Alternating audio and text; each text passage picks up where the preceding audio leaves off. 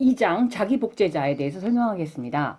자연선택에 의한 진화라는 다윈의 학설을 납득할 수 있는 것은 단순한 것이 복잡한 것으로 변할 수 있는 방법, 즉 무질서한 원자가 스스로 더 복잡한 패턴을 이루어 인간을 만들어낸 방법을 보여주기 때문입니다.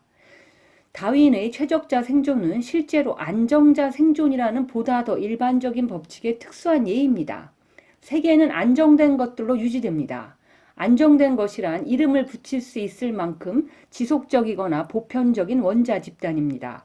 때때로 원자들은 서로 만나 화학 반응을 일으키고 결합하여 많든 적든 간에 안정된 분자를 형성합니다.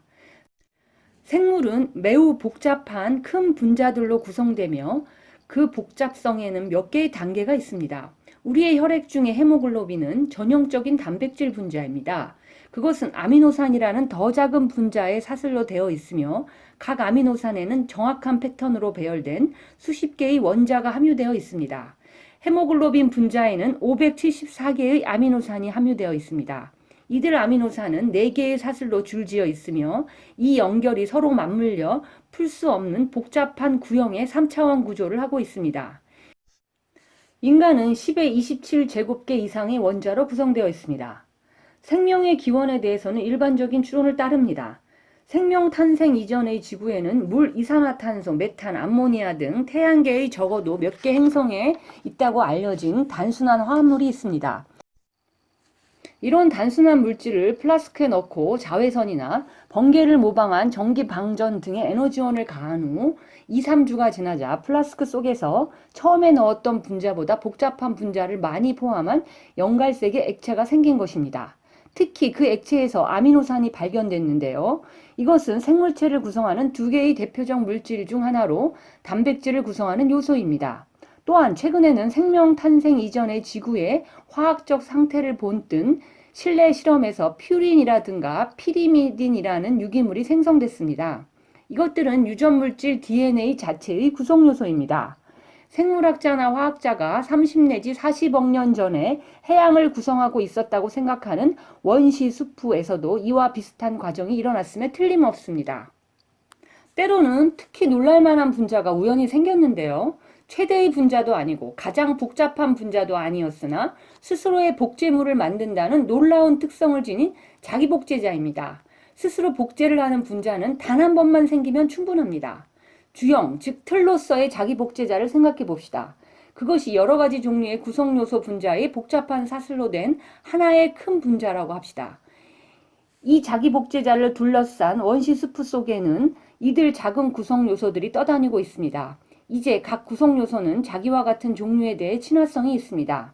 이러한 경우 원시수프 속의 어떤 구성요소는 자기 복제자의 일부분으로 자기와 친화성을 갖고 있는 부분과 만나게 되면 분명 들러붙으려 할 것입니다. 이렇게 해서 들러붙은 구성요소는 필연적으로 자기 복제자 자체의 순서에 따라 줄을 짓게 됩니다. 이때 그것들은 최초의 자기 복제자가 된 때와 마찬가지로 점차 결합해서 안정된 사슬을 만듭니다. 한편 2가닥의 사슬이 세로로 쪼개질 수도 있을 것입니다. 그러면 2개의 자기 복제자가 되어 그 각각이 다시 복제를 계속하게 됩니다. 생물학적인 자기 복제자에서 볼 수 있는 엉뚱한 복제는 진정한 의미의 개량을 불러일으키고 어떤 오류가 생기는 것은 생명 진화의 진행을 위해 필수적입니다. 이처럼 복제 과정에서 오류가 생기고 그것이 확대되면서 원시수프는 모두가 똑같은 복제자의 개체군이 아닌 선조는 같으나 형태를 달리한 몇 개의 변종 자기복제자의 개체군으로 채워집니다. 어떤 형태는 다른 종류보다 안정됐거나 어떤 분자는 일단 만들어지면 다른 것보다 분해가 어려웠을 것입니다. 이러한 형태는 원시수프 속에서 비교적 숫자가 많았을 것입니다. 그것은 장수의 직접적 결과일 뿐 아니라 이들 분자가 스스로의 사본을 만드는 데 사용 가능한 시간이 길었기 때문이기도 합니다.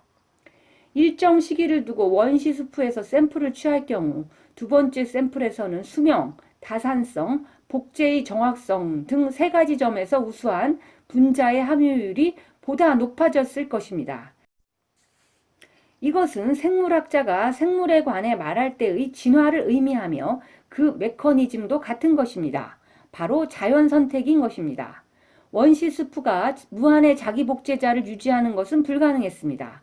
그 이유 가운데 하나는 지구 크기가 한정되어 있기 때문입니다. 이외에도 한정 요인이 존재했을 것입니다. 자기 복제자의 변종 간에도 생존 경쟁이 있었습니다. 자기 복제자는 스스로 싸우고 있다는 사실을 몰랐었고 그 때문에 고민하지도 않았습니다. 이 싸움은 아무런 악의도 없이 또 아무런 감정 없이 행해졌습니다.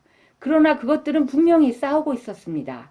잘못된 복사나 경쟁 상대의 안정성을 감소시키거나 새롭고 더 높은 수준의 안정성을 갖게 하는 복제 오류는 모두 자동으로 보존되고 증가했기 때문입니다. 이런 개량 과정은 누적되는 양상을 보였습니다. 안정성을 증가시켜 경쟁 상대의 안정성을 감소시키는 방법은 점점 교묘해지고 효과적으로 되어갔습니다. 그 중에는 상대 변종의 분자를 화학적으로 파괴하는 방법을 발견하여 방출된 구성 요소를 자기의 복사 제조에 이용하는 개체도 있었을 것입니다. 이들 원시 육식자는 먹이를 얻음과 동시에 경쟁 상대를 배제할 수 있었습니다. 아마도 어떤 자기 복제자는 화학적 수단을 강구하든가 아니면 그들 자신의 둘레에 단백질로 물리적 벽을 만들거나 하여 스스로를 방어하는 방법을 찾아냈을 것입니다. 이렇게 하여 최초의 살아있는 세포가 나타나게 된 것이 아닐까요?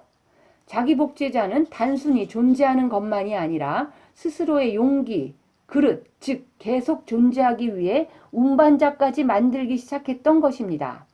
살아남은 자기 복제자는 자기가 사는 생존기계를 스스로 축조한 것입니다. 최초의 생존기계는 아마도 보호용의 외피 정도였을 것입니다. 그러나 더 우수하고 효과적인 생존기계를 갖춘 새로운 경쟁 상대가 나타남에 따라 살아가는 것이 점점 더 어려워집니다. 이와 같은 환경 속에서 생존기계는 더 커지고 더 정교해졌으며 이 과정은 누적되고 전진적이었습니다.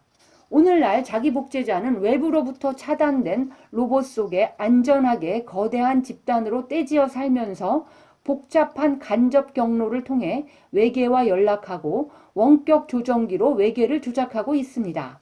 그것들은 여러분 안에도 내 안에도 있습니다.